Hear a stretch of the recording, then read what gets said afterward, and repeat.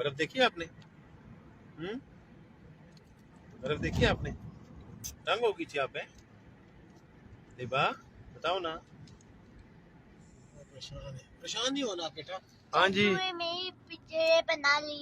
चाचू ने अभी पिक्चर आप बनानी बनाएंगे, थी उसको आपको। छोड़ो। चाचू की इधर बात करो, इधर देखो ना मोबाइल चाचू में। वाली पिक्चर मुझे दिखानी है। अच्छा ये चाचू हाँ ने जी, बनाई है। क्या हाल है बिलाल जनाब साहब, आपका? बिलाल साहब बाकी अशेर, हाँ जी बिलाल साहब, मैं भी ठीक हूँ। आप भी ठीक कैसा हो? सफर मेरा रहा? बहुत अच्छा। बहुत अच्छा सफर है। वापिस जाना है? नहीं वापिस नहीं जाना। सफर अच्छा रहा, वापिस नहीं जाना। इस सिचुएशन में दोबारा अगर हो तो या नहीं? जाना है?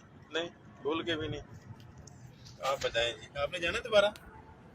इधर बोलो ना, इधर देखो। इधर देखो, बात सुनो ना, एक मिनट कैमरे में देख के बताओ। इधर देखो, इधर देखो। इधर देखो, एक मिनट देखो ना। मोबाइल